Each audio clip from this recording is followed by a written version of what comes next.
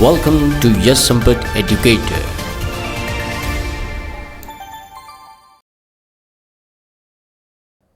So hello everyone, welcome to Yash Sampat Educator. So आज की जो डेट है वो है 17 अक्टूबर 2022 और आज के वीडियो में हम लोग हिंदू न्यूज़पेपर को डिस्कस करेंगे एंड साथ ही साथ यहाँ पर उसका एनालिसिस भी करेंगे।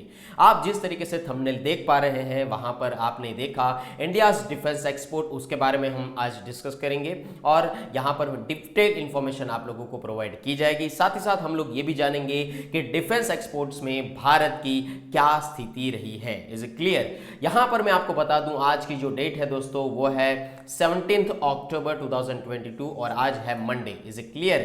यहां पर मैं सबसे पहले अपना इंट्रोडक्शन देना चाहूंगा। मेरा नाम है Yash Sampat. By profession I am engineer and by passion I am an educator. Okay, I have a teaching experience regarding this 6 years। चलो भारत को आगे बढ़ाते हैं। If you want to follow me so you can just follow me in the Facebook Yash Sampat and you can just follow me also in the YouTube and Instagram also. Okay, so let us start with the first question. What is the rank of India out of 121 countries on the Global Hunger Index 2022? तो जो यहाँ पर आप लोगों को correct answer देना था comment section के अंदर, तो वो करेक्ट आंसर होगा 107। गाइस, अभी तक आप लोगों ने यहाँ पर लाइक नहीं करते यार, सब्सक्राइब नहीं करते, यहाँ पर आप कमेंट नहीं करते। यहाँ पर आप लोगों के हिसाब से ही सारी चीज़ें चल रही है, ठीक है? तो यहाँ पर आप कमेंट करें, लाइक करें और साथ ही साथ ये जो वीडियोज़ है अपने फ्रेंड सर्कल, कलीग्स के साथ और अपने जो एल्डर और यंगर ब्रदर सिस्टर है उसके साथ ये वीडियो को शेयर करें और उसको भी मोटिवेट करें। Is it clear? यहाँ पर आप लोगों को जो क्वेश्चंस दिए जाते हैं ये काफ़ी हद तक इंपॉर्टेंट क्वेश्चंस है रिगार्डिंग द करंट अफेयर, तो यहाँ पर आप उसको सॉल्व करने की कोशिश कीजिए और साथ ही साथ सॉल्व करने के बाद उसको कमेंट सेक्शन के अंदर आंसर लिख सकते हैं। अगर आपका आंसर कुछ वाइस वर्सा रहा या 19-20 रहा तो यहाँ पर उसको करेक्शन किया जाएगा हमारी टीम के थ्रू। तो यहाँ पर ये सारी की सारी चीज़ें आप लोग ध्यान रखें। Is it clear? Next question को डिस्कस करते हैं। What is the name of India's first antidote against SARS-CoV-2 virus? तो यहाँ पर ये जो क्वेश्चंस हैं वो बैंकिंग सेक्टर, साथ ही साथ UPSC sector and other competitive examinations के करंट अफेयर सेक्शंस के लिए काफ़ी हद तक इंपॉर्टेंट माना जा सकता है। Guys, is it clear? So please note it down. यहाँ पर आप लोगों को इसका आंसर करेक्ट देना होगा कॉमेंट सेक्शन के अंदर। इसका आंसर हम लोग 18 अक्टूबर के अंदर दे देंगे जब भी हम लोग यहाँ पर करंट अफेयर और हिंदू न्यूज़पेपर 18 अक्टूबर का डिस्कस करेंगे। Is it clear? Let us start with the first article. तो यहाँ पर देखिए जो पहला आर्टिकल निकल कर आया है वो god food day as a reminder to leave और नो वन बिहाइंड, ठीक है? तो यहाँ पर आप लोग देख सकते हैं कि ये जो 3 ऑथर है वो इसी फील्ड से रिलेट करते हैं। देखिए यहाँ पर जो कोंडा रेड्डी छावा जी है वो एक ऑफिसर है food India food and agriculture organisation के अंदर जो यूनाइटेड नेशंस के साथ जुड़ा हुआ है। उसके बाद डेमीराग जो है वो है countries director in the India international fund of agriculture development and साथ ही साथ बिशोव जो है वो रिप्रेजेंटेटिव है कंट्री एंड कंट्री डायरेक्टर भी है इंडिया वर्ल्ड फूड प्रोग्राम के। तो यहाँ पर आप लोग देख सकते हैं ये दोस्तों आर्टिकल जो है 3 लोगों ने इसी फील्ड से जो बिलोंग करते हैं उन्होंने यहाँ पर ये आर्टिकल को लिखा है। इसके लिए उनका पॉइंट ऑफ व्यू जानना काफ़ी हद तक ज़रूरी बन जाता है, तो आप लोगों को अच्छी तरीके से डिटेल में पता चलेगा एक्चुअली सिनारियो है तो है क्या, ठीक है? अगर मैं ग्लोबली बात करूं तो भारत एक अच्छा खासा उदाहरण रहा है। जब भी कोविड-19 पेंडेमिक चल रहा था तभी भारत ने बहुत सारे लोगों को यहाँ पर हेल्प किया था, जिसके अंदर अफगानिस्तान एक जीता जागता उदाहरण के तौर पर सामने आता है, जहाँ पर अफगानिस्तान को भारत ने 50,000 metric ton world food programme के तहत भेजा था। ये चीज़ आप लोगों को यहाँ पर याद रखनी है। So globally food and nutrition security continue to be undermined by the impacts of the COVID pandemic, climate change, spiralling food inflation, conflict and inequality.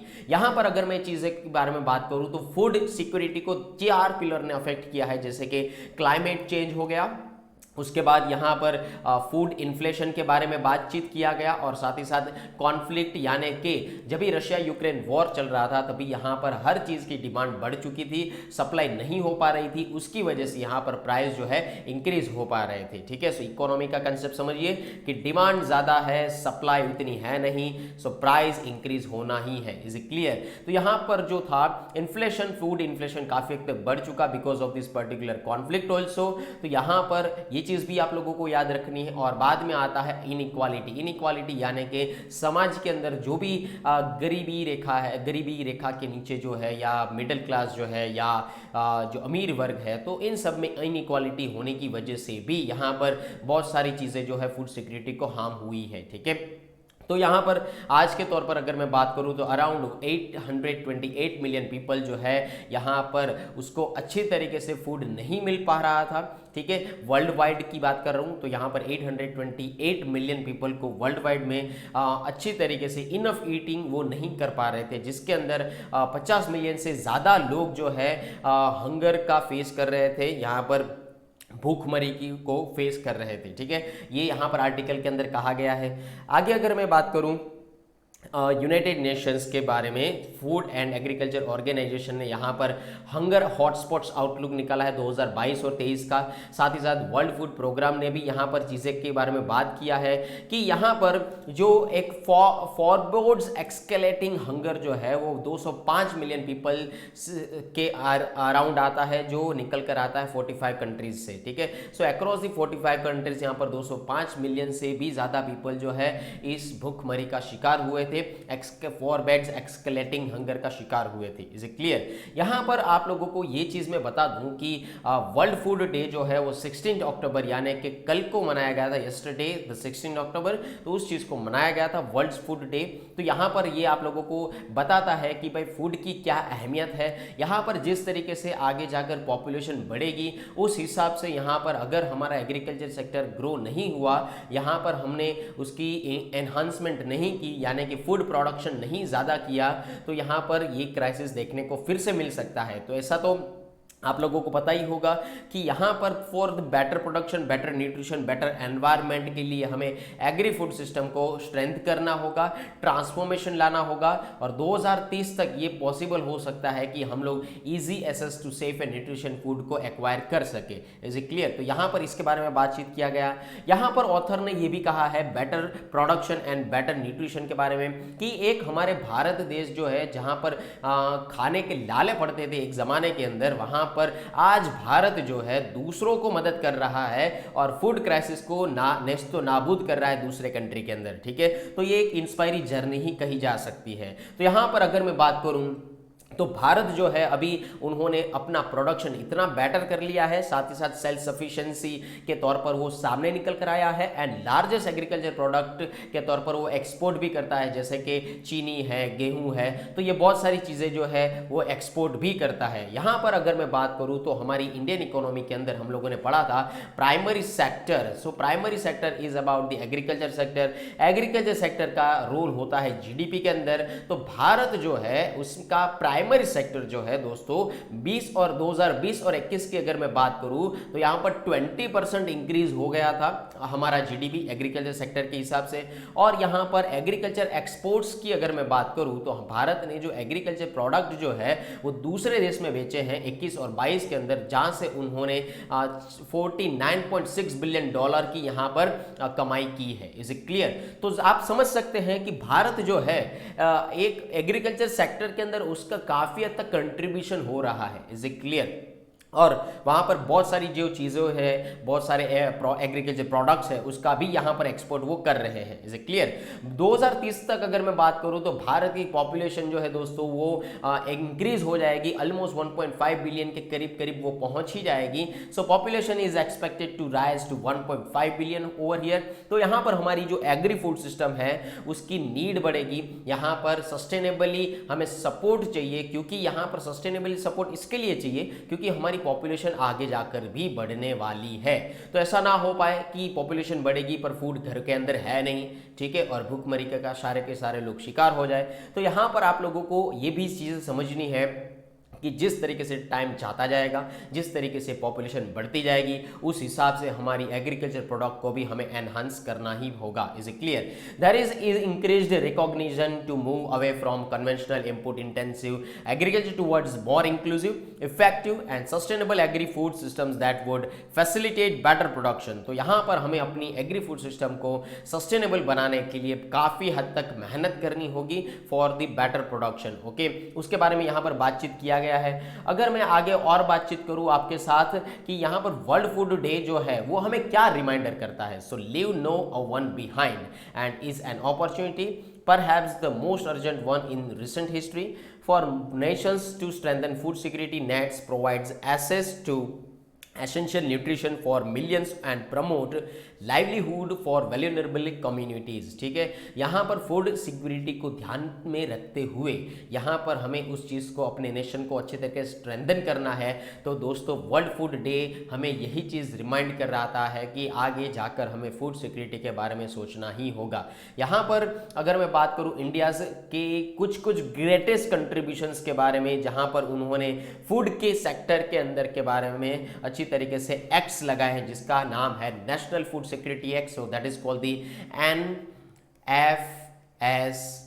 2013, okay, so which anchors the targeted public distribution system TPDS जिसको कहा जाता है। उसके बाद दूसरी scheme लेके आया जिनको हम लोग कहते हैं कि PM पोषण स्कीम, जहां पर अर्ली उसको कहा जाता था मिड डे मील्स स्कीम। ठीक है, उसको यहाँ पर एंकरेजमेंट मिला, और साथ ही साथ यहाँ पर ICDS जिसको कहा जाता है इंटीग्रेटेड चाइल्ड डेवलपमेंट सर्विस, उसको भी यहाँ पर एनहांस किया जा रहा है। तो दोस्तों गवर्नमेंट का भी यहाँ पर कंट्रीब्यूशन आप लोगों को देखने को मिल सकता है। यहाँ पर दूसरी और अगर मैं बात करूँ तो यहाँ पर कहा गया है कि अगर हमें बेटर एनवायरनमेंट चाहिए तो हमें न्यूट्रिशन और एग्रीकल्चर प्रोडक्शन को एक क्लाइमेट चेंज के तौर पर भी हमें समझना होगा। यहाँ पर अगर क्लाइमेट चेंज होता है तो न्यूट्रिशन एंड एग्रीकल्चर प्रोडक्शन को भी अफेक्ट होता है। यहाँ पर एनवायरनमेंट सस्टेनेबली चले उसको संभालना थोड़ा मुश्किल हो जाता है। सॉइल डिग्रेडेशंस यहाँ पर होने लगता है अगर ज़्यादा आप लोगों ने केमिकल को यूज़ किया, यहाँ पर आप लोगों को ने ज़्यादा वाटर को यूज़ किया,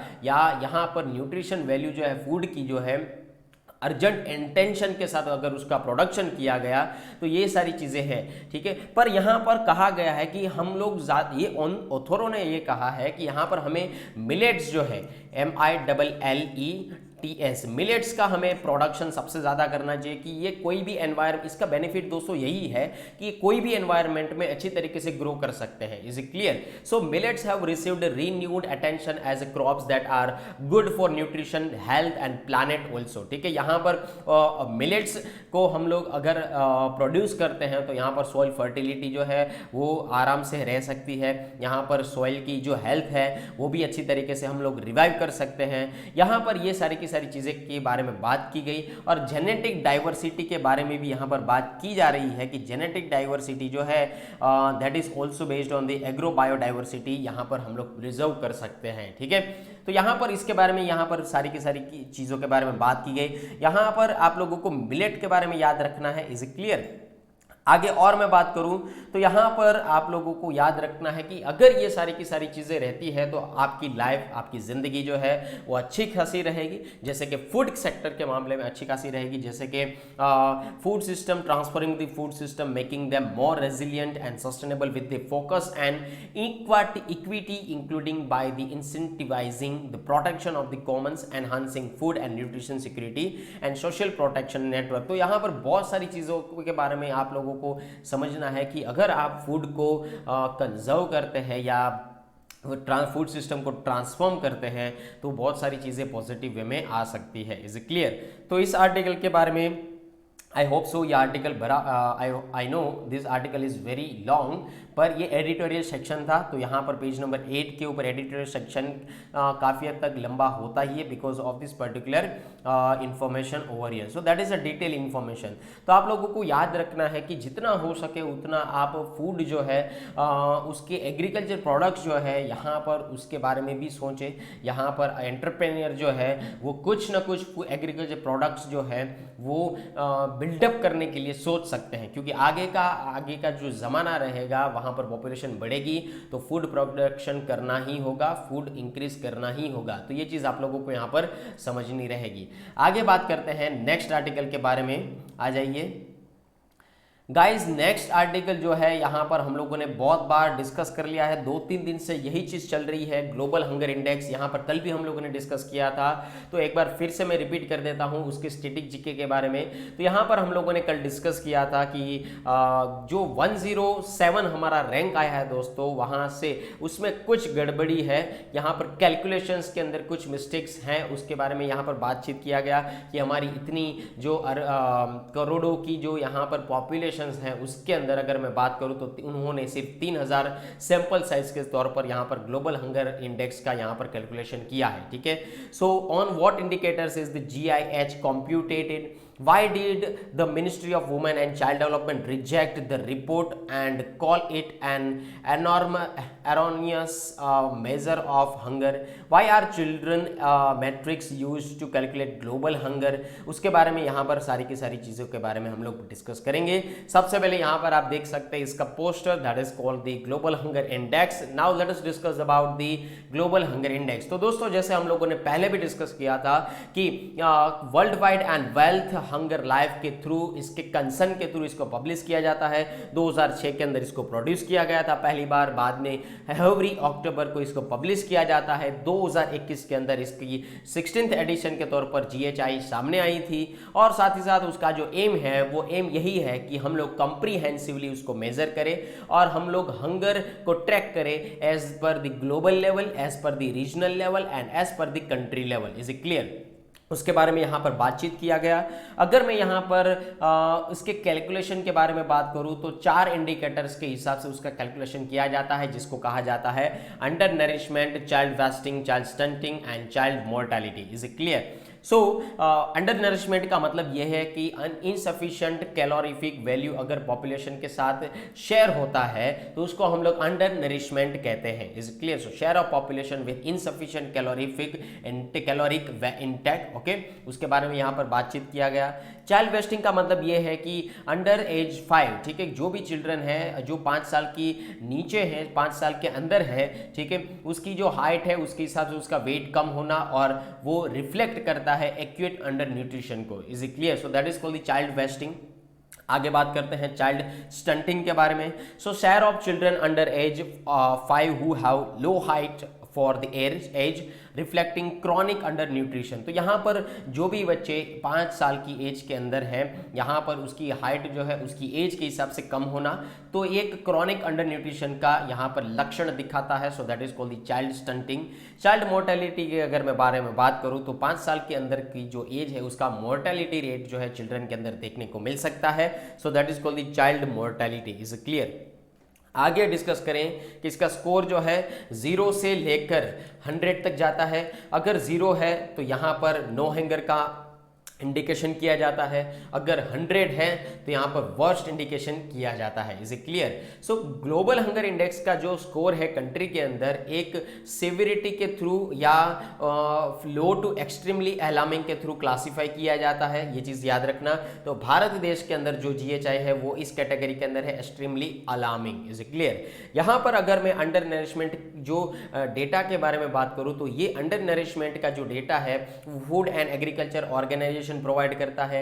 चाइल्ड मोर्टेलिटी का जो डेटा है दोस्तों वो United Nations inter agency group of for child mortality estimation, जो हम लोग कहते हैं United nation IGME। Is clear? Inter agency group for child mortality estimation वो प्रोवाइड करते हैं। Child wasting and child stunting का जो डेटा है वो यूनिसेफ, वर्ल्ड हेल्थ ऑर्गेनाइजेशन और साथ ही साथ वर्ल्ड बैंक जो है, ये तीनों साथ मिलकर ये डेटा प्रोवाइड करते हैं। Is it clear? आगे बात करते हैं 2020 की जो फूड एंड एग्रीकल्चर रिपोर्ट आई थी उसमें अगर मैं बात करूं सो 821 मिलियन में से 195.9 मिलियन जो है वो अंडर नरिश पीपल के तौर पर पूरे विश्व के अंदर सामने आते हैं, जहां पर 24% जो है पूरे वर्ल्ड की अप्रोक्सीमेटली अकाउंटिंग के हिसाब से वर्ल्ड की अकाउंटिंग के हिसाब से अप्रोक्सीमेटली 24% लोग जो है वो हंगरी है। Is it clear? और यहाँ पर अगर मैं इंडिया के बारे में बात करूँ तो इंडिया का जो प्रतिशत वैल्यू आता है वो 14.8% आता है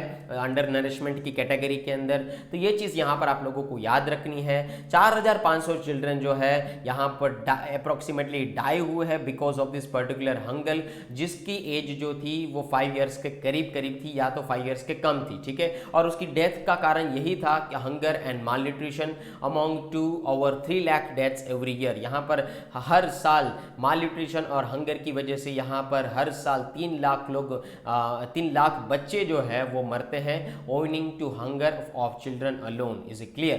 तो ये चीज़ आप लोगों को यहाँ पर याद रखनी है guys. This kind of the particular topic is very very very much important regarding the social issues. तो उसकी नोट्स अच्छी तरीके से प्रिपेयर कीजिएगा। भले यहाँ पर 2-3 दिन से इसका रिपीटेशन हो रहा है, फिर भी यहाँ पर आप उसके नोट्स बनाते जाइएगा। अगर बना रखे हैं सो डोंट वरी, उसको फिर से रिवाइज कर लीजिए। Is it clear? आगे बात करते हैं। भारत की अगर मैं बात करूँ तो 101 पोजीशन थी हंगर ग्लोबल हंगर इंडेक्स 2021 के दौरान। सो 2020, 2021 और 2022 की अगर मैं बात करूं तो 2020 में हमारी जो पोजीशन थी वो 96 पोजीशन थी।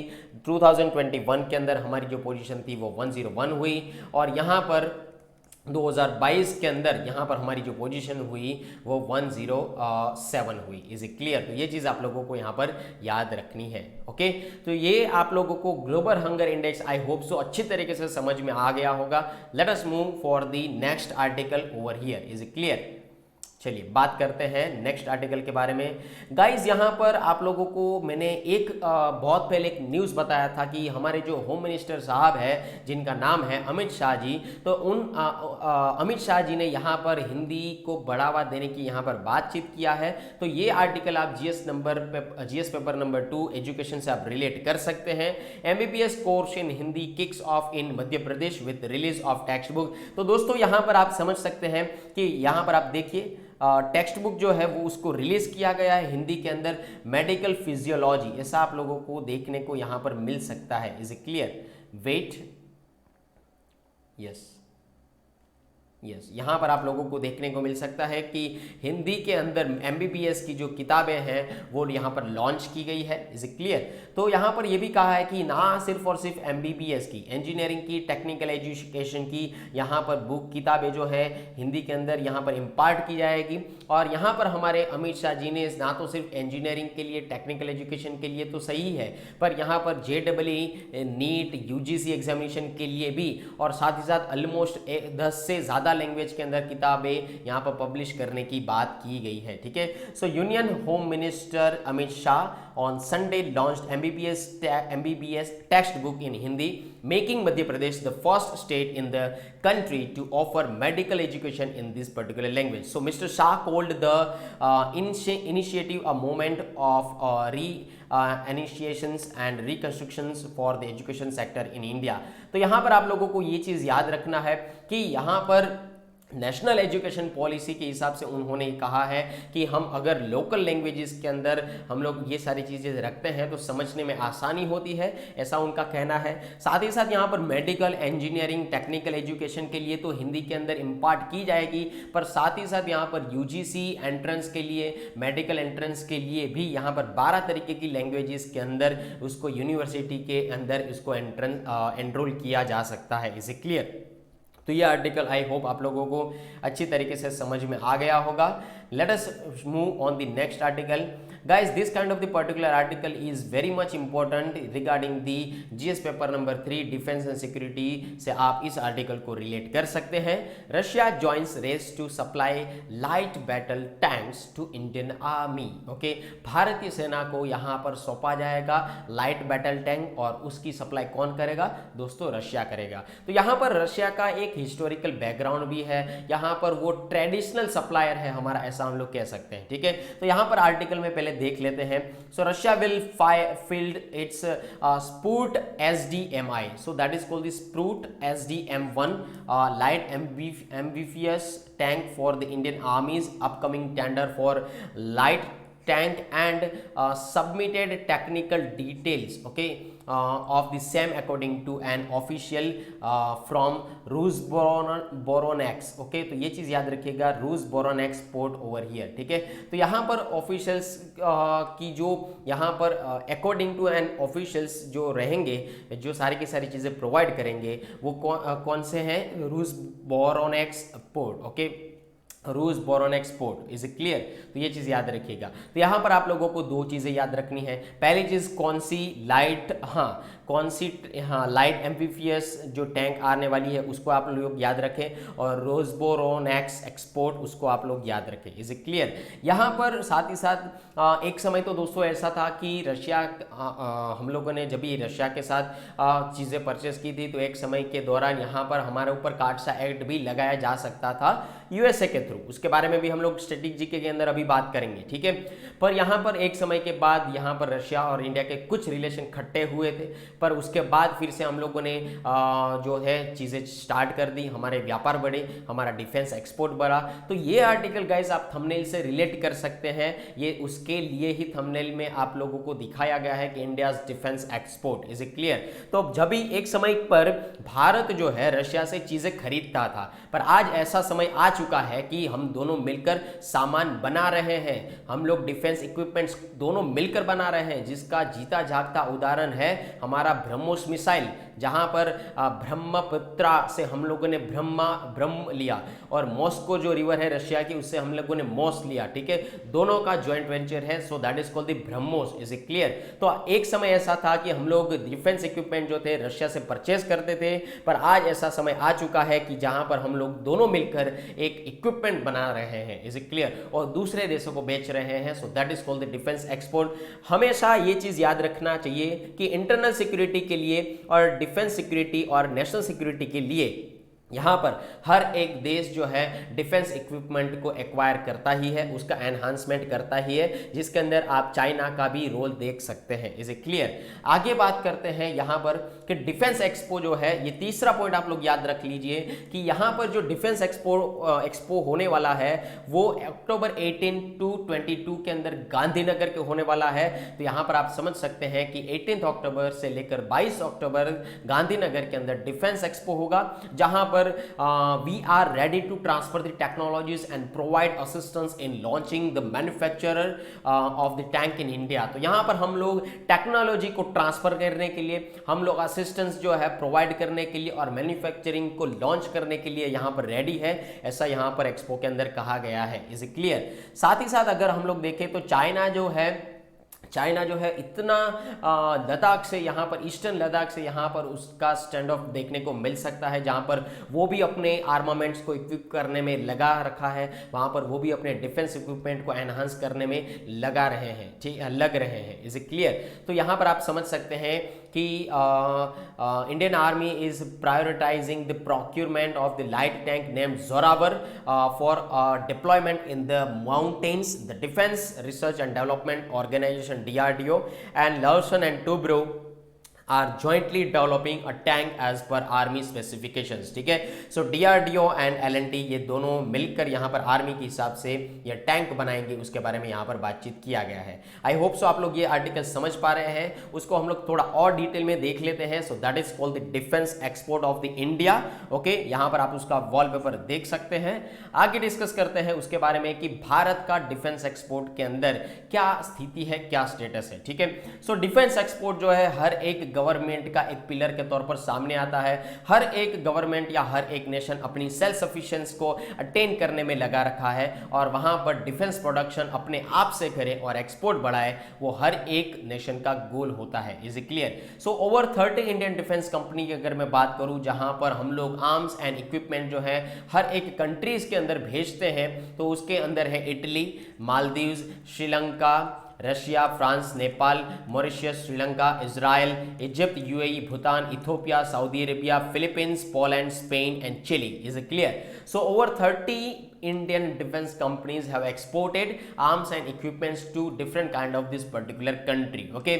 आगे मैं बात करूं कि इस एक्सपोर्ट्स के अंदर क्या क्या चीजें इंक्लूड की जा रही है। So personal protective items, defence electronic systems, engineering mechanical equipments, offshore patrol vessels, advanced light helicopter, avionics suits, radio systems and radar systems. तो आप समझ सकते हैं कि टेक्नोलॉजी इतनी एनहांस कर यहाँ पर एक्सपोर्ट की जा रही है, और यहाँ पर भारत का खजाना यहाँ से बिल्डअप किया जा सकता है और किया भी जा रहा है, is it clear. So however India's defence exports are still not up to the expected lines, पर यहाँ पर कुछ चीजें जो है वहां पर हम उस लाइन तक पहुंच नहीं पाए हैं, जैसे कि Stockholm international peace research institute, जहां पर इंडिया की जो रैंक आती है वो 23 नंबर की रैंक आती है 2015 से लेकर 2019 के मेजर आर्म एक्सपोर्टर्स के अंदर। ठीक है, तो यहाँ पर ये जो इंस्टीट्यूट है ये हमारे ऊपर रिसर्च करती है जो डिफेंस इक्विपमेंट को एक्सपोर्ट करते हैं। Is a clear? इंडिया जो है उसकी अगर मैं काउंटिंग की अगर मैं बात करूँ तो सिर्फ और सिर्फ 0.17% जो है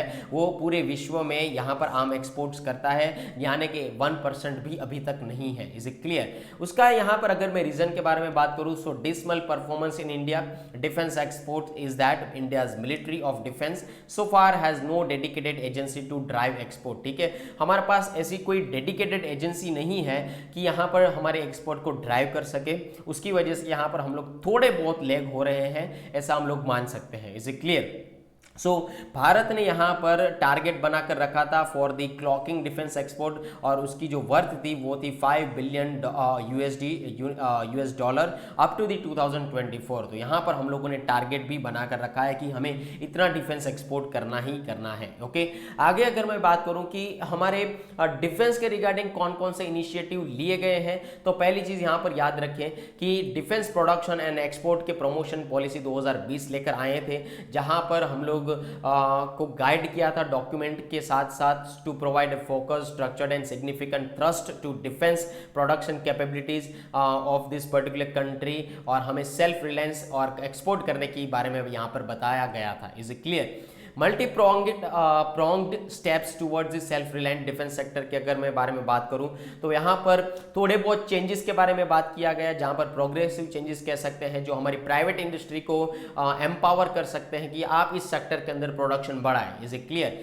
सो डीपीपी 2016 जो है नया कैटेगरी निकल कर आया था जिसको हम लोग कहते हैं Indian IDDM. Okay, so indigenous designed developed and manufactured. Is it clear? So Indian IDDM जिसका कैटेगराइजेशन किया गया था। Okay, if any Indian company opt for Indian IDDM it was given preference over all other categories, तो यहाँ पर उसको preference दिया जा सकता है। आगे मैं बात करूँ कि स्ट्रेटेजिक पार्टनरशिप के बारे में, तो यहाँ पर स्ट्रेटेजिक पार्टनरशिप का जो मॉडल है वो भारतीय कंपनी को यहाँ पर कोलैबोरेट करने के लिए अलाउ किया गया था कि आप फॉरेन के OEMs के साथ कोलैबोरेट करें, अपनी जो टेक्नोलॉजी है उसको ट्रांसफर करें, यहाँ पर एक दूसरे की टेक्नोलॉजी में से आप लोग सीखें और यहां पर अपनी कैपेबिलिटी को बिल्डअप करें, भारत के अंदर मैन्युफैक्चरिंग का प्रोडक्शन करें, मैन्युफैक्चरिंग बढ़ाएं और यहां पर सस्टेनेबल प्रोजेक्ट जो है भारत के अंदर चलाना स्टार्ट करें, बिल्डअप करना स्टार्ट करें, ताकि हमारा डिफेंस एक्सपोर्ट जो है एक तौर पर पहुंच सकता है। Is it clear? तो यहां पर रशिया जो है एक समय में हम लोग रशिया से परचेस करते थे, आज हम दोनों मिलकर जो है इक्विपमेंट बनाते हैं। Is it clear? सो यहां पर ट्रांसफर और टेक्नोलॉजी का पॉइंट ऑफ व्यू निकल कर आता है। Is it clear? यहां पर पहली RFP for the conventional submarine जो है वो भी फंक्शनिंग किया गया है रिगार्डिंग स्ट्रेटेजिक पार्टनरशिप। ओके, अगर मैं पॉजिटिव इंडिजेनाइजेशन के बारे में बात करूं तो यहां पर इंडिजीनियस का मतलब होता है कि खुद से चीजें बनाना। Is it clear?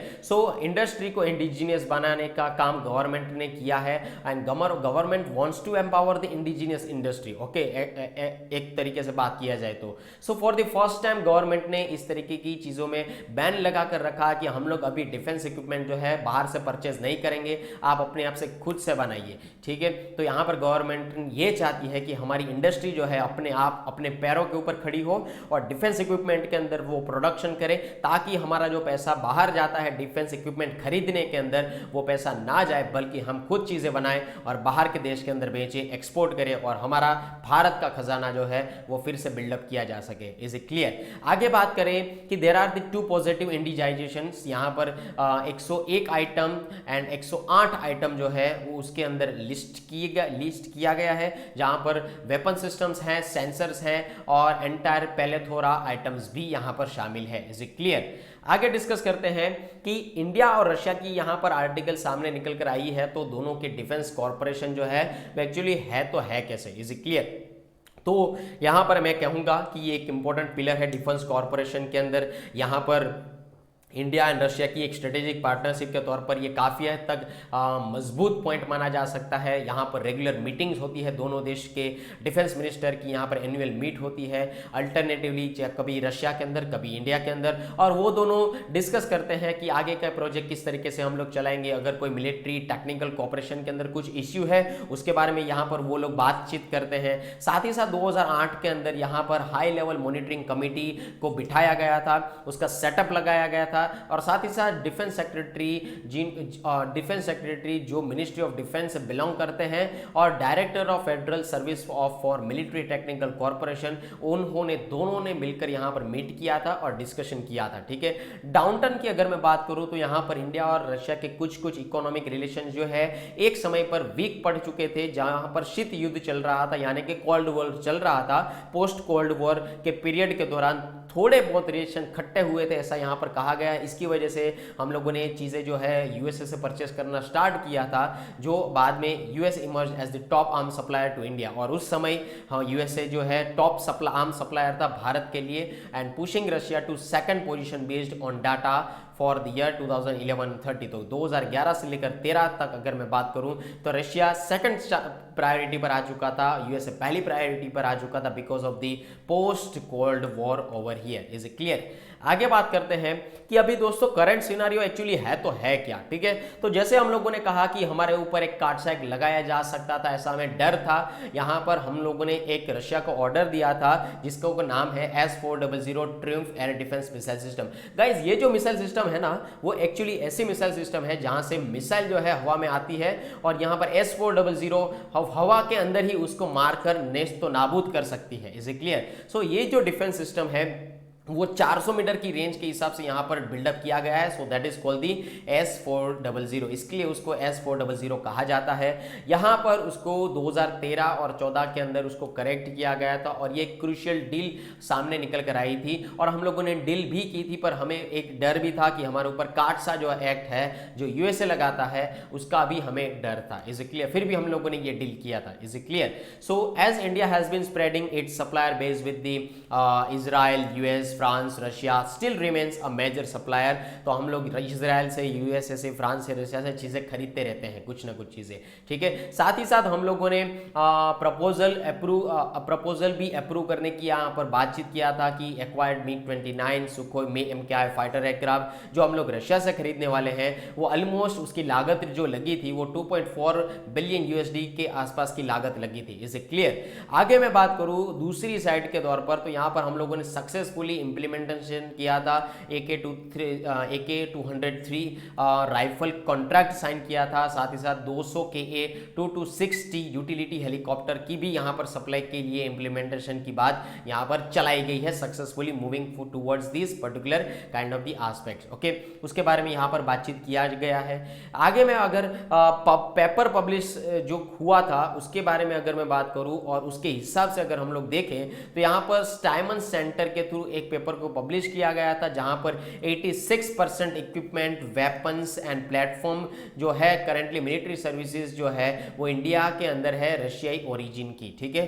तो भारत के अंदर सबसे ज्यादा 86% इक्विपमेंट जो है रशियाई ओरिजिन के हैं। तो यहां पर एक चीज आप लोगों को याद रखनी है। ओके, आगे बात करते हैं उसके इंपोर्ट्स के बारे में। Okay, so from imports to joint production, यहां पर अगर मैं बात करूं कि मिलिट्री टेक्निकल स्फीयर कॉपरेशन जो बहुत सालों से चला आ रहा है, जहां पर हम लोग चीजें लेते हैं, चीजें खरीदते हैं और चीजें बेचते भी हैं। So that is a buyer seller relationship and that is called the joint research, जहां पर हम लोगों ने साथ में मिलकर डिजाइन किया, रिसर्च किया, डिजाइन डेवलपमेंट किया, प्रोडक्शन किया और अपनी आर्ट मिलिट्री प्लेटफॉर्म को हम लोगों ने एनहांस भी किया। ठीक है, यहां पर उसका जीता जाता उदाहरण है ब्रह्मोस मिसाइल, जो एक जीता जाता एग्जाम्पल है जो हम लोगों ने रशिया और इंडिया ने ज्वाइंट वेंचर के तौर पर बनाया, साथ मिलकर बनाया। Is it clear? अगर मैं इंडिया और रिलेशन के एक्सरसाइज की बात करूं, आर्म्ड फोर्सेस एक्सरसाइज की मैं बात करूं, तो भारत की जो रशिया के साथ एक्सरसाइज होती है, so that is called the Indira, is a joint tri service exercise जो भारत और रशिया के बीच में होती है। Russia is military equipment deployed by India, जो नेवी के अंदर इक्विपमेंट डिप्लॉय किए गए हैं वो है INS Vikramaditya is from the Russia जहां पर एक एक्टिव एयरक्राफ्ट कैरियर जो है उसको बिठाया गया। न्यूक्लियर अटैक सबमरीन जो है जिसका नाम है चक्रा 2, that is also is in service in the Indian navy, उसके बारे में यहाँ पर बातचीत किया गया है कि वो भी डिप्लॉय किया गया है। आर्मी का जो बैटल टैंक्स है T-90 एंड T-72 जो मेन बैटल टैंक्स है उसको भी यहाँ पर इंक्लूड किया गया। एयरफोर्स का जो यहाँ पर MKI fighter Sukhoi 30 MKI fighter aircraft है जो इंडियन एयरफोर्स के अंदर आज भी शामिल है। Is it clear? तो ये सारे के सारे इक्विपमेंट्स जो है रशिया से बिलोंग करते हैं।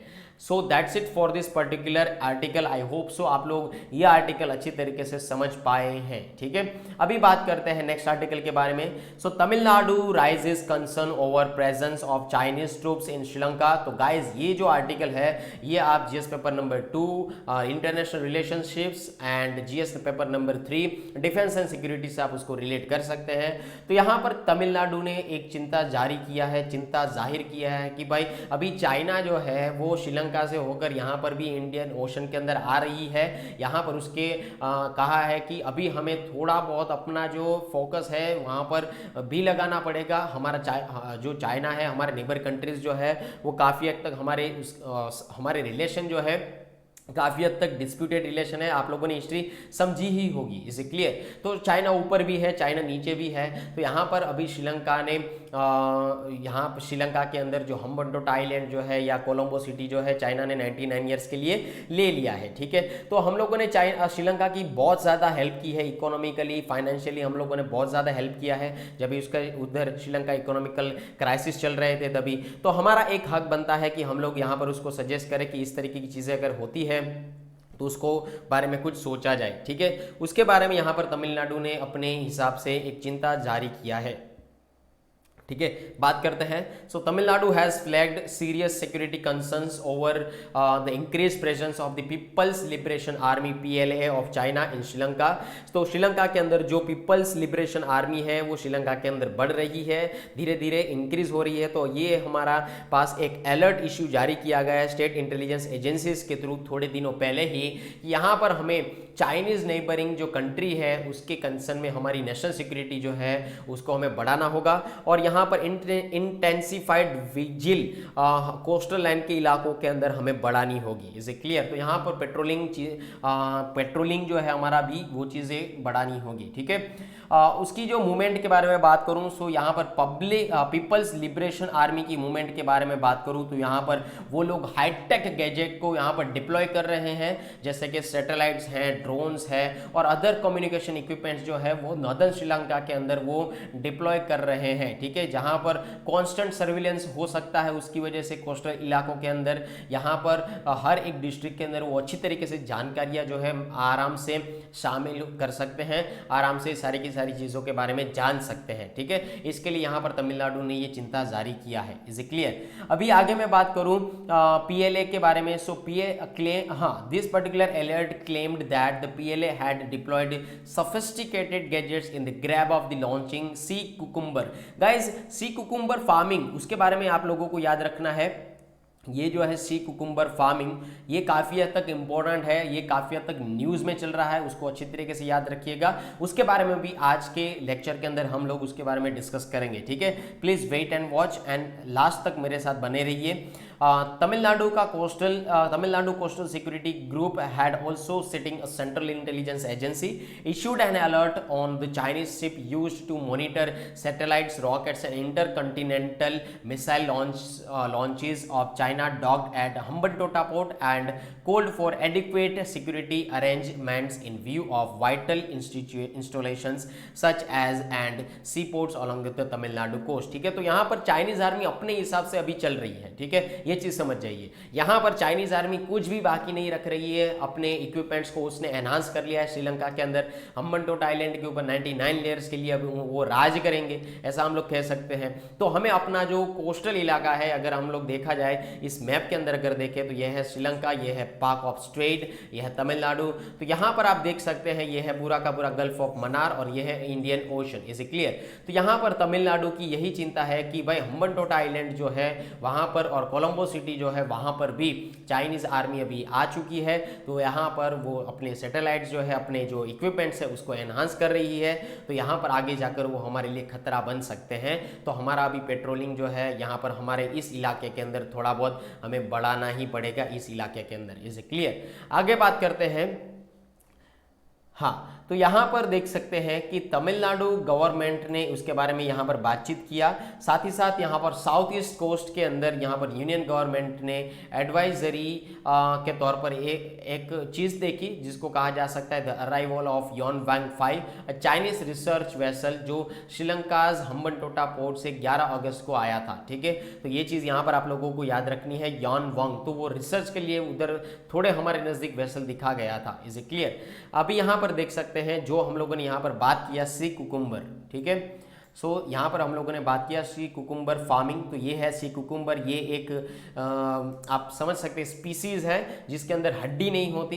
ठीक है, उसकी तस्करी की जाती है, उसकी फार्मिंग की जाती है। उसके बारे में पहले समझ लेते हैं। Sea cucumbers are marine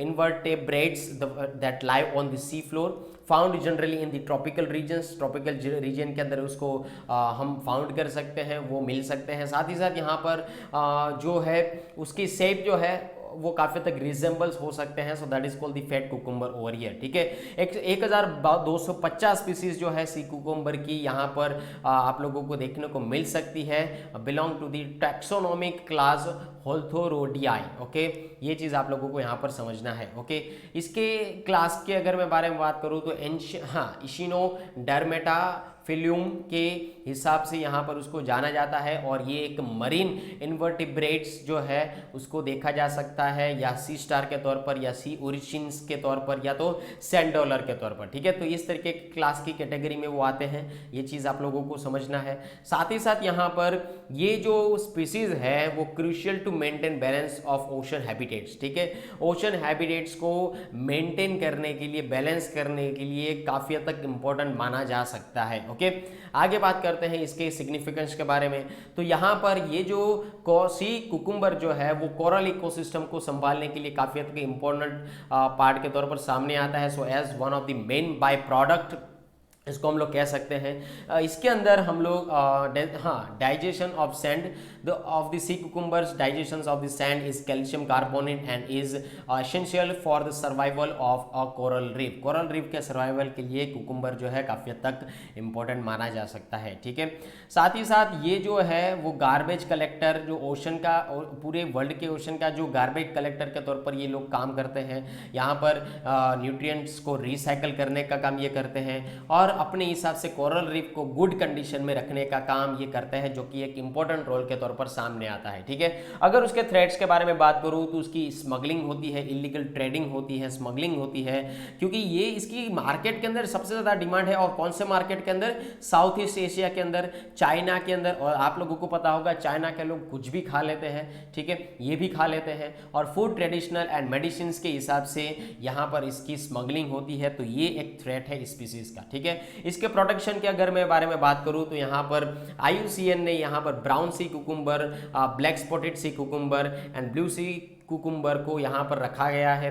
wild life protection act 1972 के हिसाब से उसको प्रोटेक्शन मिलना चाहिए, उसकी बातचीत यहाँ पर की गई है।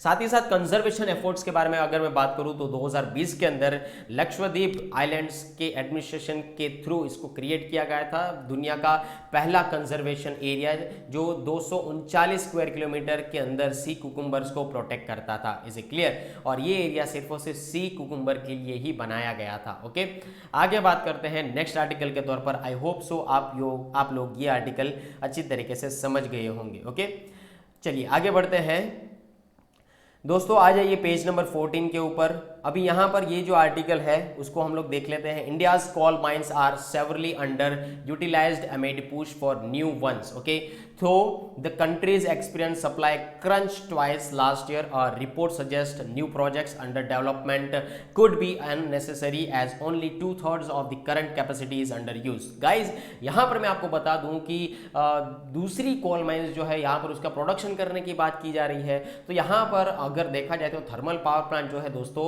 किस तरीके से चलता है बताइए। थर्मल पावर प्लांट जो है कोल जलाने से ही यहाँ पर हमको थर्मल पावर प्लांट चलेगा। थर्मल पावर प्लांट के अंदर टरबाइन चलेगा, टरबाइन से यहाँ पर सारी की सारी इलेक्ट्रिसिटी प्रोड्यूस की जाती है, ठीक है।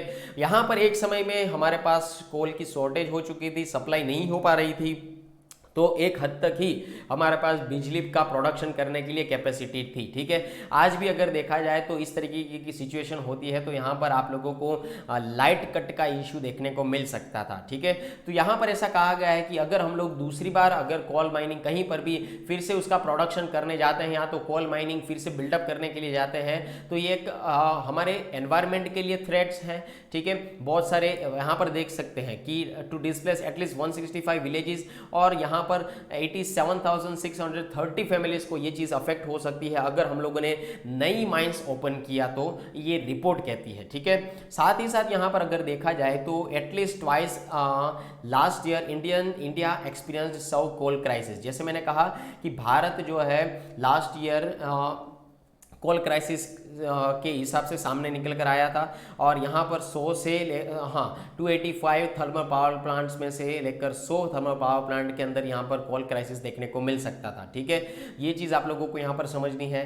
25% ऑफ द रिक्वायर्ड स्टॉक, यहाँ पर उसके लिए 25% ही स्टॉक रिक्वायर था, ठीक है। तो ये चीज़ आप लोगों को यहाँ पर समझना है। In over 50 plants it fell below 10% the lead to power shortage in several states including in Andhra Pradesh, Jharkhand, Madhya Pradesh and Uttarakhand also, ठीक है। तो यहाँ पर उसकी वजह कोल शॉर्टेज की वजह से कोल क्राइसिस हुआ। कोल क्राइसिस की वजह से यहाँ पर क्या हुआ कि यहाँ पर जो पावर शॉर्टेज थी वो कई स्टेट्स में आप लोगों को देखने को मिली थी। अभी यहाँ पर ये सारी की सारी चीज़ों के बारे में यहाँ पर बातचीत किया गया है। तो दोस्तों अगर कोल का ज़्यादा प्रोडक्शन हम लोग करेंगे तो यहाँ पर माइनिंग नहीं बनाएंगे तो यहाँ पर एनवायरनमेंट को हार्म तो होगा, पर वहाँ पर जो लोग रहते हैं उसको भी हार्म होगा, वहाँ पर जो एनिमल्स रहते हैं, फैमिलीज रहती हैं, उसको भी हार्म होगा। उसके बारे में यहाँ पर बातचीत किया गया है। तो अभी यहाँ पर समझ लेते हैं कोल के बारे में। सो कोल जो है ये काफ़ी हद तक इंपॉर्टेंट रोल प्ले करता है भारत के फॉसिल फ्यूल के अंदर, and that is an embedded fossil fuel, okay.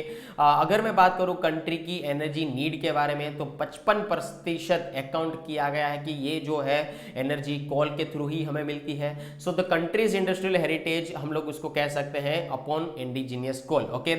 Commercially primary energy consumption जो भारत के अंदर होता है उसके हिसाब से 700% जो है लास्ट 4 डिकेड्स में उसको हम लोगों ने ग्रो किया है। ये चीज़ आप लोगों को यहाँ पर समझना है। The current per capita commercial primary energy consumption जो भारत के अंदर होता है वो करीब करीब 350 किलोग्राम पर ईयर के हिसाब से यहाँ पर कंजप्शन होता है, और that is about the well below that of the developed countries, okay, जो डेवलप कंट्रीज के नीचे है, ओके। राइजिंग पॉपुलेशन, जब भी पॉपुलेशन राइज होगी, हमारी इकोनॉमी एक्सपांड होगी, तो यहाँ पर क्वालिटी ऑफ लाइफ इंप्रूव करने के लिए एनर्जी भारत को लगेगी, मतलब लगेगी, इज इट क्लियर। तो उस चैलेंजेस को हमें एनहांस करने, उस चैलेंजेस को हमें टैकल करने के लिए कुछ अल्टरनेटिव भी सोचना होगा, ठीक है। सो ये चीज़ आप लोगों को यहाँ पर समझनी है। So considering the limited reserve potential of petroleum and natural gas, eco conservation restriction on Hadal project and geopolitical perceptions of nuclear power, coal will continue to occupy central stage of Indian energy scenario। तो अभी continue हम लोग कर ही रहे हैं कोल के हिसाब से, ठीक है। आगे जाकर न्यूक्लियर पावर प्लांट भी सबसे ज़्यादा एनहांस हो सकता है, और इको कंजर्वेशन रिस्ट्रिक्शन भी यहाँ पर उसके हिसाब से भी हैडल प्रोजेक्ट्स लगाए जा सकते हैं, ठीक है। ये चीज़ यहाँ पर आप लोगों को समझना है। आगे बात करते हैं। The leading coal producers of the world include China, USA, Australia, Indonesia, India. तो यहाँ पर आप लोगों को याद रखना है कि भारत, इंडोनेशिया, ऑस्ट्रेलिया, यूएसए और चाइना जो है दुनिया के सबसे ज़्यादा कोल प्रोड्यूसर कंट्रीज के तौर पर वो सामने आते हैं, जहां पर इंडिया इंक्लूड दी रानीगंज। इंडिया के अंदर अगर मैं बात करूं कोल प्रोड्यूसिंग एरिया के बारे में तो वो है रानीगंज, झारिया, धानबाद एंड बोकारो जो झारखंड के अंदर है, ठीक है। ये चीज़ आप लोगों को यहाँ पर समझना है। Coal is also classified into this kind of the particular 4 categories, जिसको कहते हैं anthracite, bituminous, sub bituminous and lignite, okay. तो ये 4 तरीके के कोल यहाँ पर पाए जाते हैं। उसके रैंक के हिसाब से, depending on this particular ranking उसके टाइप्स और उसकी कार्बन कंटेंट कॉल के अंदर जो है वो डिफरेंट है उसकी अमाउंट के हिसाब से, और उसकी अमाउंट के हिसाब से वो एनर्जी को प्रोड्यूस कर पाते हैं और कुछ अमाउंट तक हीट एनर्जी जो है वो उससे ही प्रोड्यूस होती है। ठीक है, आगे बात करते हैं नेक्स्ट आर्टिकल के बारे में। गाइज आई होप आप लोगों को ये आर्टिकल समझ में आ चुका होगा। ठीक है, अगर कुछ डाउट है तो आप मुझे कमेंट सेक्शन में पूछ सकते हैं, डोंट वरी अबाउट दैट। यहाँ पर नेक्स्ट आर्टिकल उसके नीचे ही है। ये आर्टिकल दोस्तों जीएस पेपर नंबर 3 एनवायरनमेंट से बिलोंग रिलेट कर सकते हैं, ऐसा मैं कह सकता हूँ। ठीक है, so public dashboard to track progress of recommendation of legacy landfills. तो गाइस सबसे पहली चीज मैं बता दूं, लैंडफिल्स का मतलब ये होता है कि यहाँ पर देखिए ये पहाड़ नहीं है, ये कूड़े कचरों का पहाड़ है। ठीक है, जिस तरीके से कूड़ा कचरा है वो दिन प्रतिदिन बढ़ता जा रहा है, बढ़ता जा रहा है, बढ़ता जा रहा है और एक जगह पर जमा हुआ है तो उसका बाद में पहाड़ बन गया है। So that is called the landfills. Is it clear? तो यहाँ पर उसके बारे में हमें कुछ चीज़ों के बारे में इंफॉर्मेशन नहीं है, तो यहाँ पर गवर्नमेंट ने कहा है एक समय के बाद यहाँ पर हम लोग इसका डैशबोर्ड निकालेंगे इसकी, तो हमें पता चलेगा कि कौन कौन से रीजन के अंदर, कौन कौन से स्टेट के अंदर, कौन कौन से डिस्ट्रिक्ट और इलाकों के अंदर इस तरीके के लैंडफिल देखने को मिल सकते हैं, तो हम एक समय के दौरान इसको क्लीन कर सके। ठीक है, तो launched on 1 October 2021 by prime minister Narendra Modi, the mission aims at making all cities garbage free by the end of its 5-year period. And official said action plans for 100,000 legacy landfill sites had been approved by the ministry, with each having a different timeline for completion. To begin with, an official said there was no data on the exact number of landfill sites, while landfills were only supposed to contain the remnants of solid waste after processing. The segregation and management were not carried out over here. ठीक है, तो यहाँ पर पता ही नहीं चल रहा है कि भाई कितनी जगह पर लैंडफिल्स हैं, उसका डेटा ही नहीं है। अगर डेटा नहीं है तो हम लोग साफ सफाई कैसे करेंगे, उसके बारे में यहाँ पर बातचीत की जा रही है। ठीक है, so according to housing and urban affair ministry officials, there are around 2200 sizeable landfills in this particular country. ठीक है, तो 2200 के करीब करीब यहाँ पर लैंडफिल्स जो है वो यहाँ पर की जा सकती है, जिसके अंदर 1000 टन, ठीक है, 1 टन यानी कि 1000 किलोग्राम, तो यहाँ पर 1000 टन के करीब आप लोगों को वेस्ट यहाँ पर बताया जा रहा है। Is it clear? अभी यहाँ पर अगर देखा जाए तो ये लैंडफिल का जो एरिया है करीब 15,000 एकर्स के अंदर इस तरीके की लैंड जो है वो एक्वायर की गई है। ठीक है, so once remove the sites would free up 15,000 acres of land. इसका मतलब 15,000 एकड़ की जो लैंड है वो फ्री होगी, तो अभी 15,000 एकड़ की लैंड उसी से भरी पड़ी है। ठीक है, उसके बारे में यहाँ पर बताया गया। लैंडफिल जो है मुंबई के अंदर जो सिनारियो है मुंबई के अंदर वो 300 एकड़ की जमीन के अंदर है, जिसके अंदर 2.60 करोड़ टन जो है वेस्ट निकल कर आता है, ऐसा मिनिस्ट्री ने कहा है। दिल्ली की अगर मैं बात करूं तो दिल्ली 3 लैंडफिल जिसका नाम है गाजीपुर, भालसावा एंड ओखला जो है, जिसके अंदर 2.8 करोड़ टन्स के करीब यहाँ पर वेस्ट देखने को मिल सकता है। अभी बात करते हैं इस लैंडफिल्स के बारे में, तो आप यहाँ पर पोस्टर देख सकते हैं, यह है कूड़ा कचरा का पहाड़। ठीक है, अभी लैंडफिल्स जो है भारत के अंदर क्या क्या प्रॉब्लम कर सकता है और क्या क्या इश्यू हो सकते हैं उसके बारे में पहले समझ लेते हैं। ठीक है, पर लैंडफिल एक्चुअली है तो है क्या? So also known as rubbish dump, garbage dump and dumping ground over here is a site for the disposal of waste materials. यहाँ पर वेस्ट डिस्पोजेबल से जो ओल्ड हो चुके हैं कंटिन्यूसली जो कॉमन वेस्ट डिस्पोजल है उसको हम लोग लैंडफिल के तौर पर रखते हैं। ठीक है, so US environmental protection agency जिसको हम लोग EPA के नाम से जानते हैं, उन्होंने यहाँ पर एक स्पेसिफिक गाइडलाइंस को एस्टेब्लिश किया था regarding the creation and management of this particular landfills. और इंडिया जो है landfills are managed under the new solid waste management rules 2016। ठीक है, new solid waste management rule जो निकल कर आया 2016 के हिसाब से, उसके हिसाब से यहाँ पर मैनेज किया जाता है भारत देश के अंदर लैंडफिल्स को। ठीक है, यहाँ पर भालसवा लैंडफिल जो है right to next of the Bhalswa lake over here 2016 के अंदर जो SWM के जो रूल निकले थे उसके हिसाब से यहाँ पर मैंडेटेड किया गया था कि 100 मीटर्स अवे फ्रॉम रिवर। तो ये लैंडफिल जो है ना, सपोज यहाँ से रिवर जा रही है, ठीक है, समझ लीजिए कि ये एक रिवर है, ठीक है, यहाँ से रिवर जा रही है, तो यहाँ से 100 मीटर और यहाँ से 100 मीटर के बाद में आपकी क्या होनी चाहिए, यहाँ पर लैंडफिल होनी चाहिए, ठीक है, उसके बारे में यहाँ पर बातचीत किया गया। एंड 200 मीटर्स फ्रॉम पोन्ड्स, अगर यहाँ पर अगर कोई आप लोगों को पोंड देखने को मिलता है, ठीक है, तो उसके 200 मीटर के बाहर ये आप लोगों को देखने को मिल सकती है, होनी चाहिए as per this particular rules and regulation.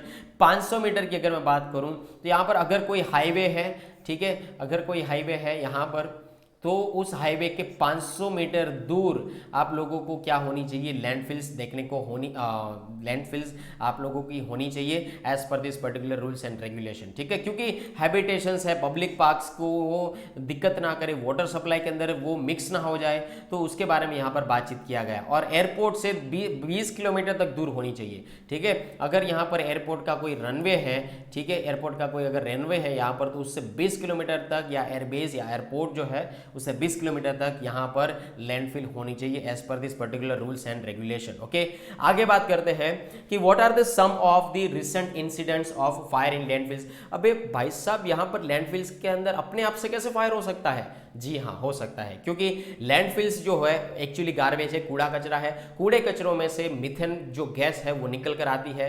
So Ghazipur landfill fire हुआ, बासलवा landfill fire, Perungudi dump yard fire, Dadumajra landfill fire, ऐसा इसके लिए हुआ था क्योंकि यहाँ उसमें से मीथेन गैस जो है निकल कर आती है, ठीक है। So 3 incidents of a fire have been reported this kind of the particular year, जो ईस्ट दिल्ली की गाजीपुर लैंडफिल के साइट के अंदर हुआ 28 मार्च को, और ये 50 घंटे तक ये चीज़ चली, ठीक है। उसके बाद अगर मैं भासवा लैंडफिल फायर की अगर मैं बात करूं तो 26 अप्रैल की शाम को इसके अंदर आग लगी थी। 27 अप्रैल आफ्टरनून को पेरूगुंडी डंप यार्ड के अंदर आग लगी थी, ये चीज़ याद रखना। और ये जो डंप है कहाँ पर है? चेन्नई के अंदर है। 5 अप्रैल को यहाँ पर दादू माजरा लैंडफिल फायर हुआ था, ये चीज़ याद रखना है, जो कि चंडीगढ़ के अंदर है, ठीक है। क्योंकि उसके अंदर से अपने आप आग कैसे लग सकती है? क्योंकि मीथेन अंदर से जनरेट होता है, ठीक है, कूड़े कचरों में से अपने आप मीथेन जनरेट होता है जो ग्रीन हाउस को अफेक्ट करता है, ठीक है। तो ये चीज का उसका रीजन था, ठीक है। आगे बात करते हैं कि what are the reason behind the frequent landfill fire. जैसे मैंने पहले कहा कि यहाँ पर मीथेन इमिशंस होता है, largest landfill are the largest source of the methane emission, जो एक हाईली फ्लेमेबल है नेचर के हिसाब से।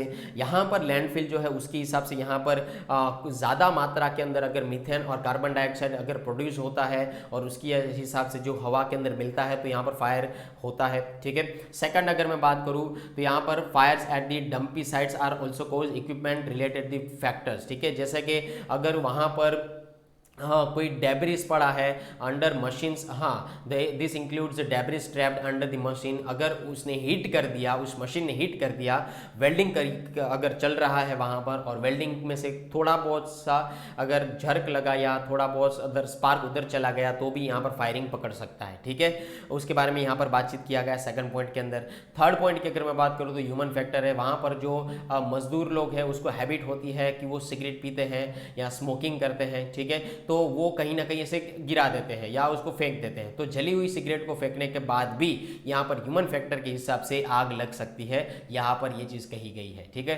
फोर्थ पॉइंट की अगर मैं बात करूँ तो यहाँ पर temperature of a particular region, यहाँ पर टेम्परेचर, अभी मीथेन वायु जो है वो सीधा ज्वलनशील flammable he in the nature है, ठीक है। वो ज्वलनशील हम लोग वायु बोल सकते हैं या फ्लेमेबल गैस बोल सकते हैं नेचर के अंदर, जो आराम से आग को पकड़ सकता है। अगर वहाँ पर टेम्परेचर ज़्यादा हुआ तो आराम से हीट को गेन कर कर आग पकड़ सकता है और फायर जनरेट हो सकता है, ठीक है।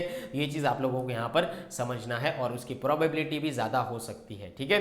Let us discuss the next point, what are the problems caused by the landfill fires. अगर लैंडफिल फायर हुआ तो क्या प्रॉब्लम होगा?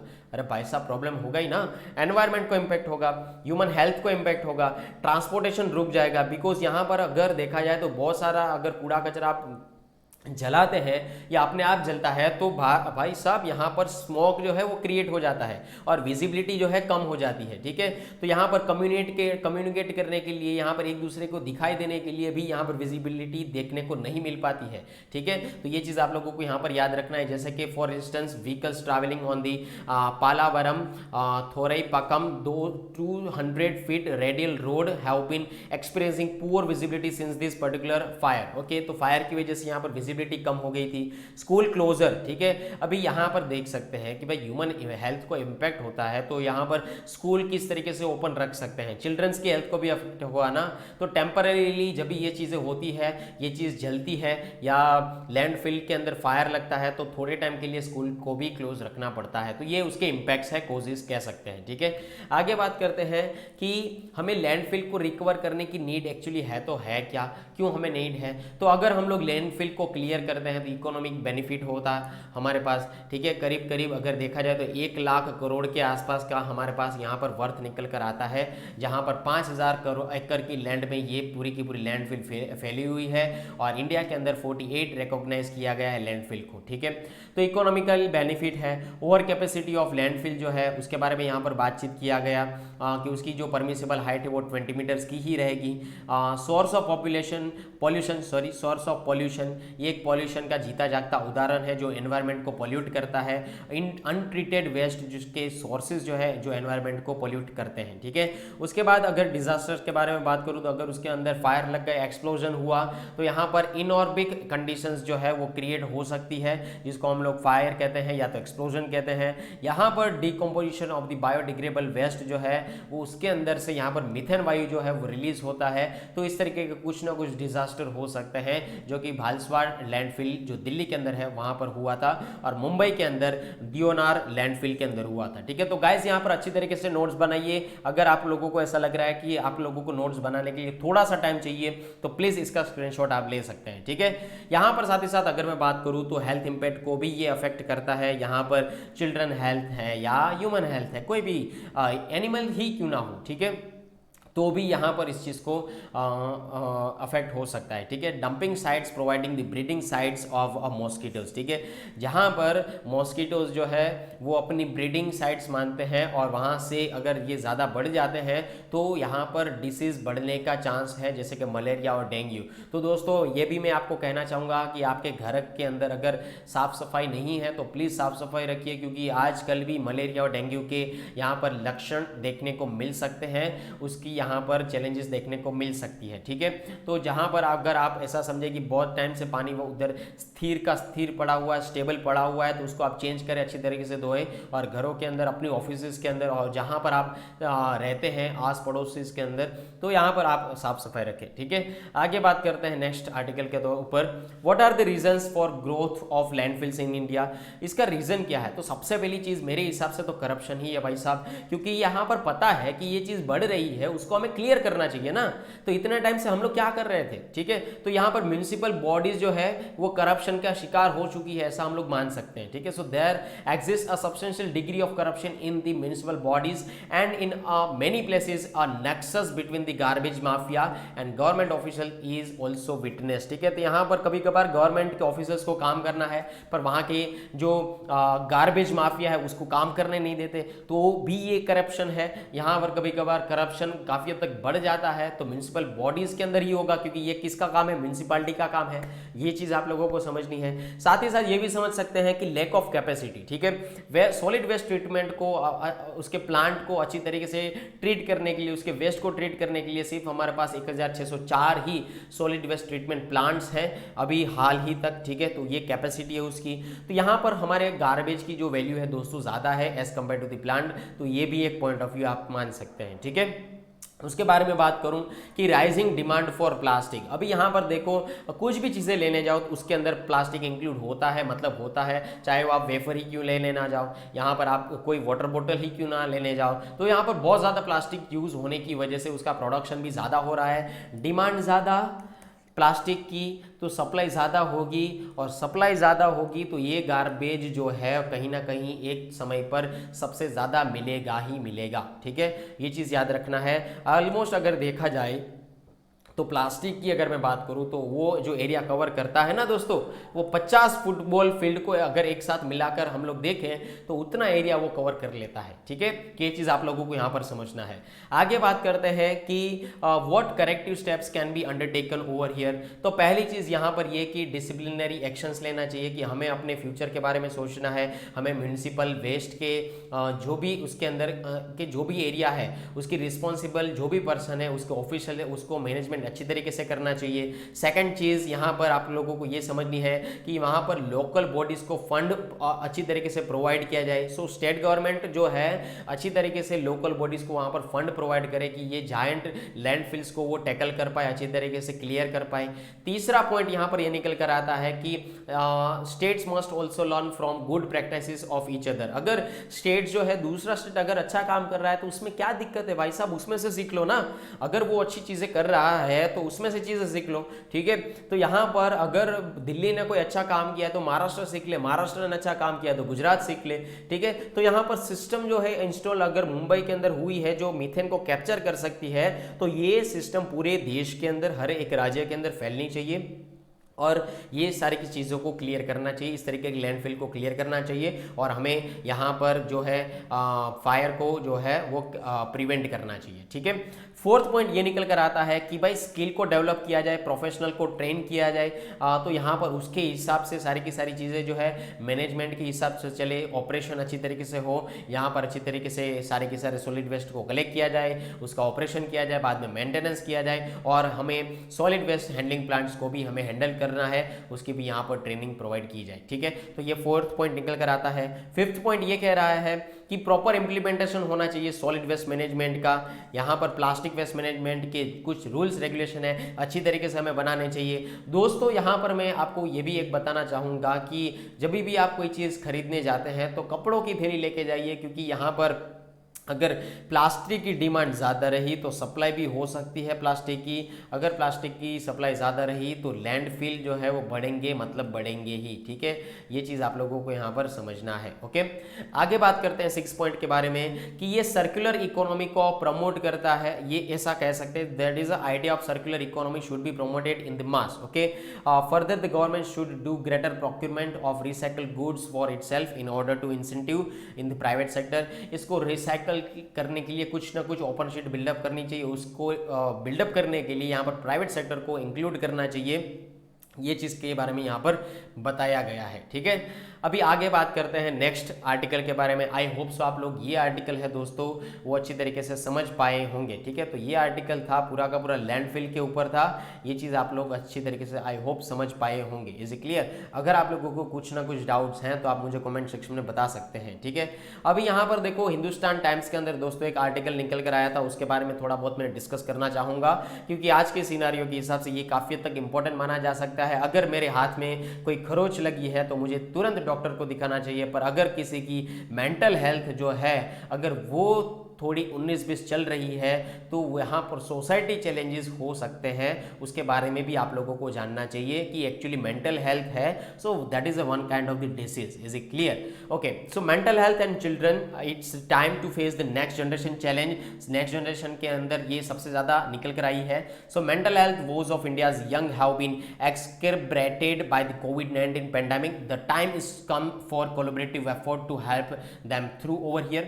Children have spent the past 2 years in the grip of a pandemic that has played havoc with lives across the globe. This has impacted their mental health also. ठीक है, बात करते हैं mental health के बारे में।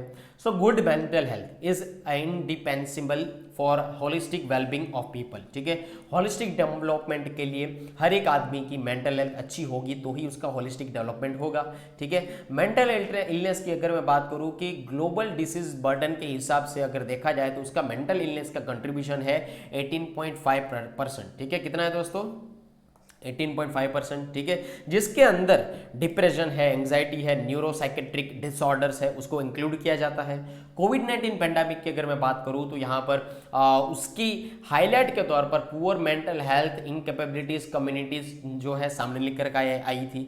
इरोडस productivity of this nation besides imposing huge economic cost, ये काफ़ी हद तक कॉस्ट लेकर गया है। ठीक है, एडिक्वेट इंफ्रास्ट्रक्चर है हमारे पास, एसेसिबिलिटी नहीं है, अवेयरनेस नहीं है, मेंटल हेल्थ एक्चुअली होती है तो क्या होती है, उसके डेवलपमेंट के बारे में यहाँ पर बातचीत नहीं की जा रही है। And development of mental health care in India, वहाँ पर भी आप लोगों को मेजर रोड ब्लॉक देखने को मिल सकता है। तो ये एक 200 सीरियस अटेंशन के तौर पर ये पॉइंट सामने आता है मेंटल हेल्थ का। ठीक है, आगे बात करते हैं कि भारत देश के अंदर मेंटल हेल्थ केयर का स्टेटस क्या है, उसकी स्थिति क्या है। तो यहाँ पर मेंटल हेल्थ जो है क्या क्या चीज़ें इंक्लूड करती है, तो इमोशनल, साइकोलॉजिकल, सोशल वेलबींग को इंक्लूड करती है, पहली चीज़ ये। ठीक है, जहाँ पर कॉग्निशन, परसेप्शन एंड बिहेवियर को इन्फ्लुएंस किया जाता है।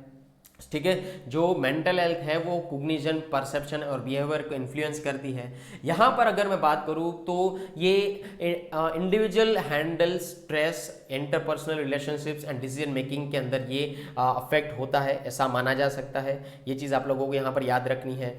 According to the national institute of mental health and neuro science data, उसके हिसाब से अगर देखा जाए सो मोर देन 80% पीपल जो है उसकी प्रॉपर तरीके से मेंटल हेल्थ केयर सर्विस वो जो है वो नहीं हो पा रही है because of the multitude of the reasons. ठीक है, उसकी वजह से यहाँ पर प्रॉपर तरीके से मेंटल हेल्थ का ख्याल नहीं रखा जा रहा है। तो गवर्नमेंट ने कुछ इनिशिएटिव लिए थे जिसका नाम है national mental health programme NMHP। ठीक है, so national mental health programme was adopted by the government in 1982 in response to large number of mental disorder and shortage of mental health professionals. यहाँ पर mental health professionals की भी shortage देखने को मिल सकती है। तो गाइज, जहाँ पर डिमांड होती है वहाँ पर सप्लाई अगर नहीं है तो यहाँ पर आप लोग समझ सकते हैं क्या हो सकता है। ठीक है, तो आपके पास अपॉर्चुनिटी है कि आप इस प्रोफेशन को भी ज्वाइन कर सकते हैं, मेंटल हेल्थ प्रोफेशंस को भी आप ज्वाइन कर सकते हैं। ठीक है, तो ये डेटा निकल कर आया है। District mental health programme DMHP 1996 की अगर मैं बात करूं तो उन्होंने यहाँ पर कम्युनिटी को मेंटल हेल्थ सर्विस प्रोवाइड करने की यहाँ पर बात की गई कि एक प्राइमरी हेल्थ केयर लेवल के तौर पर इस चीज़ को लॉन्च किया गया और वहाँ पर मेंटल हेल्थ प्रोवाइड की जा सके। ठीक है, उसकी सर्विस प्रोवाइड की जा सके। आगे बात करते हैं कि मेंटल हेल्थ एक्ट। ठीक है, so as a part of the mental health care act 2017 every affected persons have access to mental health care and treatment from government institutions. ये चीज़ के बारे में यहाँ पर बातचीत किया गया है। यहाँ पर अगर उसके सिग्निफिकेंटली रिडक्शन के बारे में बात करो तो section 309 IPC Indian penal code and attempts to commit suicide are punishable only as exceptions. ठीक है, तो ये उसके बारे में, यह चीज़ के बारे में बातचीत किया गया है। ठीक है, किरण हेल्पलाइन 2020 के अंदर यहाँ पर ministry of social justice and empowerment ने यहाँ पर 24/7 toll free helpline Kiran to provide mental health support उसको लॉन्च किया था। मनोदर्पण इनिशिएटिव है उसको लॉन्च किया था, जो एक साइको सोशल सपोर्ट प्रोवाइड करता है स्टूडेंट्स को, टीचर्स को और फैमिली मेंबर्स को कोविड-19 पेंडेमिक के दौरान। मानस मोबाइल ऐप को यहाँ पर लॉन्च किया गया था to promote mental wellbeing across the age groups. The government of India launched Manas mental health and normalcy augmentation system, जो 2021 के अंदर लॉन्च हुई थी। ठीक है, तो उसके बारे में आप लोगों को याद रखना है। आगे बात करते हैं कि भाई भारत देश के अंदर मेंटल हेल्थ के रिगार्डिंग क्या क्या चैलेंजेस है। तो सबसे पहली चीज़ आती है पॉवर्टी एडिंग वल्नरेबिलिटी। ठीक है, तो यहाँ पर पॉवर्टी एक पॉइंट निकल कर आता है जहाँ पर मेंटल डिसऑर्डर जो है वो सबसे ज़्यादा देखा जा सकता है। स्ट्रांगली अफेक्टेड फैक्टर्स है इसके अंदर, डेप्रीविएशंस जो है उसको आप कह सकते हैं। यहाँ पर एजुकेशन की लेवल की कमी होना, यहाँ पर हाउस होल्ड इनकम का कम होना, lack of access to basic amenities का भी कम होना, ये सारे के सारे हाई रिस्क है मेंटल डिसऑर्डर के। ठीक है, वुमन एट स्पॉटलाइट, वुमन जो है महिला कहीं ना कहीं से निकल कर आ ही जाते हैं। ठीक है, so due to variety of the social stigma की वजह से मेंटल हेल्थ को यहाँ पर हार्म होता है। Gender disparity, lack of access to education, limited mobility, added household responsibility for working women. जब भी दोस्तों अगर मैं बात करूँ वर्किंग वुमन की, तो यहाँ पर वर्किंग वुमन को काम भी करना होता है, बाहर का घर का भी हाउस होल्ड संभालना होता है, उसकी वजह से उसकी जिम्मेदारियां जो दोस्तों है वो बढ़ जाती है।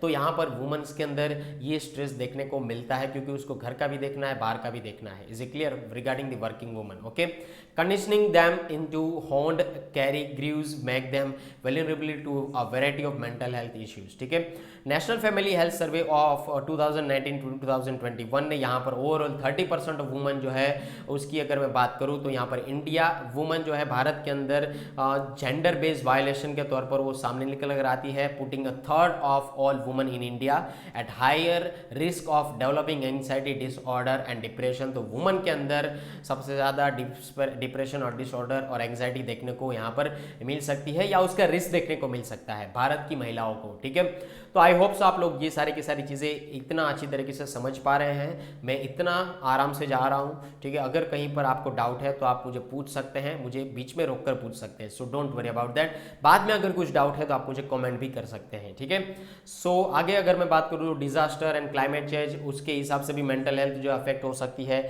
जैसे कि पोस्ट ट्रॉमेटिक स्ट्रेस डिसऑर्डर, जहाँ पर long term mental health consequences हो सकते हैं। Inter governmental panel on climate change, अगर क्लाइमेट थोड़ा बहुत अगर आपका वातावरण जो है चेंज हुआ, एक जगह से दूसरी जगह अगर शिफ्ट भी हुए, इस तरीके की चीज़ें में भी आपकी मेंटल हेल्थ डिस्टर्ब हो सकती है। डिजास्टर इवेंट होने की वजह से भी मेंटल हेल्थ जो है डिस्टर्ब हो सकती है। ठीक है, education system and mental health की अगर मैं बात करूँ तो यहाँ पर पर्सनलाइज्ड और होलिस्टिक डेवलपमेंट की यहाँ पर या एजुकेशन की हमारे भारत के अंदर कमी देखने को मिल सकती है, जो यहाँ पर स्ट्रेस का लेवल बढ़ाती है। ठीक है, उसके बारे में यहाँ पर बातचीत किया गया है। उसकी वजह से हर एक घंटे के अंदर, ठीक है, एक स्टूडेंट जो है 1 hour a student commit suicide in India.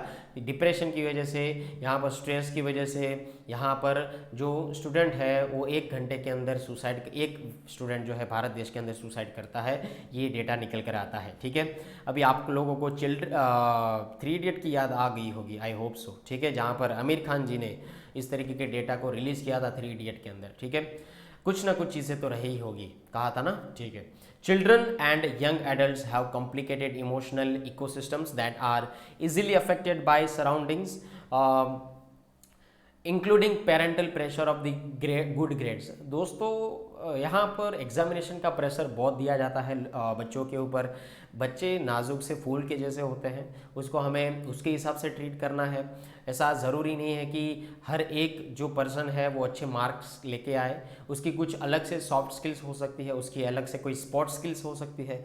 Parents को अच्छी तरीके से उसको पहचानना चाहिए और उसके हिसाब से यहाँ पर बच्चों को एनकरेज करना चाहिए। ठीक है, सोशल मीडिया का एंगेजमेंट काफ़ी हद तक बढ़ चुका है, रिलेशनशिप इश्यू काफ़ी हद तक बढ़ चुके हैं, उसकी वजह से मेंटल हेल्थ जो है डिस्टर्ब होती है। ठीक है, तो यहाँ पर ये आई होप सो आप लोग अच्छी तरीके से पॉइंट समझ चुके हैं।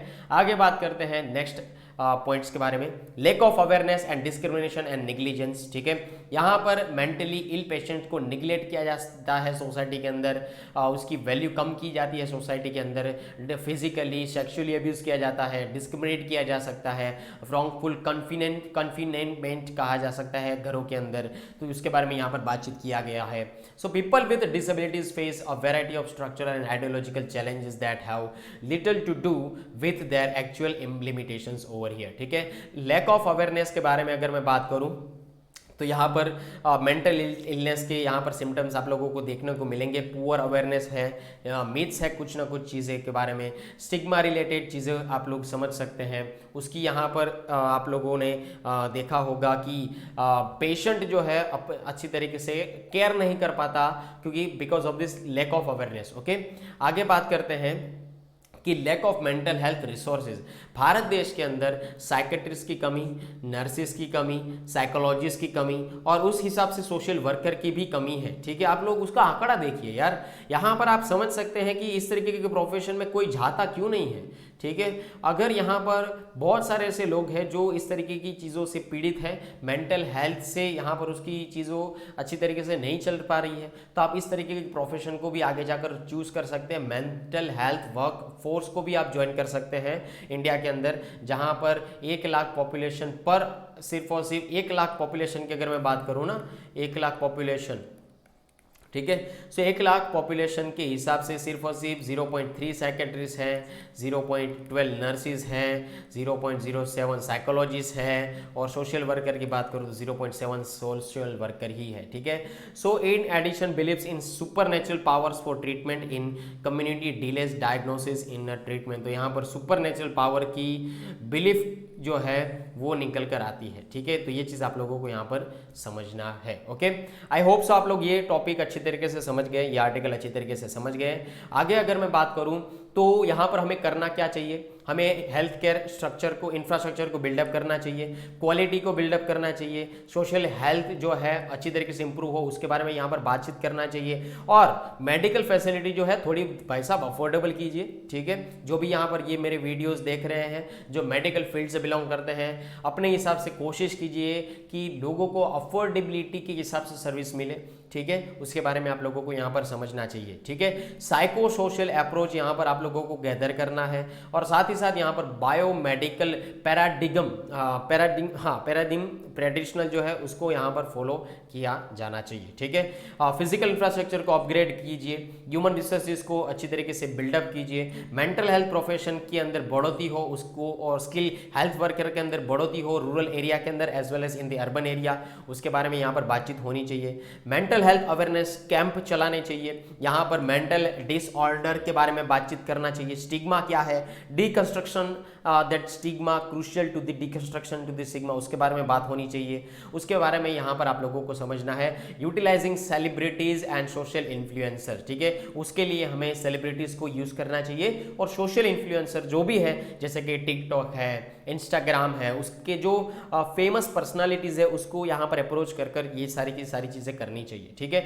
मोबिलाइज सपोर्ट करना चाहिए, एनजीओ को इंक्लूड करना चाहिए रूरल एरिया के अंदर, जहां पर वो डीपर एंगेजमेंट कर सके, लोकल कम्युनिटीज को गैदर कर सके, लोकल गवर्नमेंट के साथ काम कर सके, और मेंटल हेल्थ अवेयरनेस के कैंप चला सके। ठीक है। उसके बारे में यहाँ पर ये सारी चीजें कही गई है। साथ ही साथ यहाँ पर मेडिटेशन सेंटर को बढ़ाना चाहिए, एक्सरसाइज करनी चाहिए, योगा का एक्सपेंशन होना चाहिए। यहाँ पर अच्छी तरीके से हेल्थ होगी तो आपका, जब भी मैं एक चीज बताना चाहूंगा, जब भी आप कोई डिप्रेशन में होना तो अपनी बॉडी को इतना थका दीजिए दौड़ भाग कर कि आपकी बॉडी जो है सीधा सोने के ऊपर चली जाए, यानी कि आपकी बॉडी इतनी थक जाए फिजिकली कि आपको बाद में कुछ सोच विचार ही ना आ पाए, उसके बारे में आप सोच सकते हैं। ठीक है। तो योगा के लिए मेडिटेशन उसके सेंटर्स ज़्यादातर ओपन होने चाहिए सिविल सोसाइटी के अंदर। ठीक है। साथ ही साथ यहाँ पर कॉन्सेंट्रेटेड सुसाइड प्रिवेंशन स्ट्रेटेजी, ठीक है, उसके बारे में यहाँ पर बातचीत करनी चाहिए। कॉन्सेंट्रेटेड सुसाइड प्रिवेंशन स्ट्रेटेजी जो नेशनल लेवल पर हो, स्टेट लेवल पर हो, लोकल लेवल पर भी काम करे। ठीक है। जहाँ पर स्कूल लेवल पर मेंटी प्रोग्राम्स चलाने चाहिए, मेंटर्स अलोकेट करने चाहिए।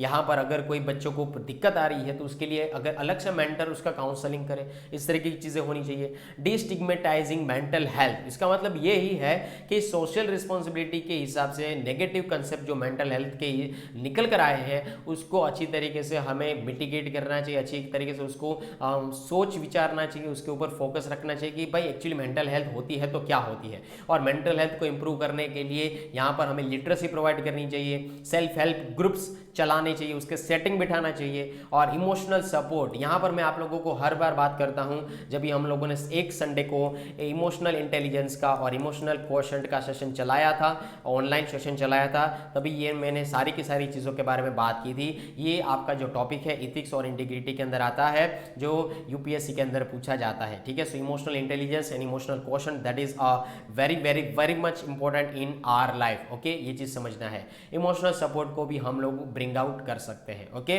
सो ये सारे के सारे हम लोग पॉइंट्स जो है याद रखें, और इस तरीके की चीज़ें जो है हम लोग करते रहें, और साथ ही साथ यहाँ पर हमें मेंटल हेल्थ अपनी किस तरीके से इंप्रूव कर सके इंडिविजुअली अपने हिसाब से सोचना चाहिए।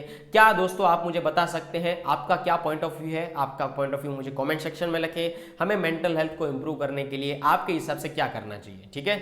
सो आई होप आप लोगों को ये सेशन अच्छा लगा होगा। I want want to tell you that if you are preparing for the defense and UPSC examination like the Combined Defense Services, FCAT, NDA, INET, UPSC Civil Services Examination, Air Force Group X and Y, and Territorial Army, and if you are also preparing for the IBPS Clerk, IBPS PO, IBPS RRB, SBI Clerk, SBI PO, RBI Grade B, so don't worry, batches launched by Yes Sampat Educator. What are you waiting for, guys? Just call on 9773230619, and if you want to follow me, so just follow me in the Instagram, in the YouTube, and in the Facebook also. And guys, online platform is available over here, and if you are the new family member of this particular channel, so please subscribe our channel in the YouTube, which is called the Yes Sampat Educator, okay, where you can get the more and more informative videos regarding your competitive examination. And if you really enjoy this session, and this session is very much informative, if you feel that, so please like this session, share this session with your friends, family members, colleagues, and your elder and younger brother with self, okay, and please subscribe our channel और like कर दीजिए। यहाँ पर आप लोग like नहीं करते, subscribe नहीं करते, ऐसे ही चले जाते हैं। So please guys subscribe this particular channel over here, okay. मिलते हैं नेक्स्ट लेक्चर के दौरान, तब तक के लिए जय हिंद, जय Bharat, and bye bye. Thank you.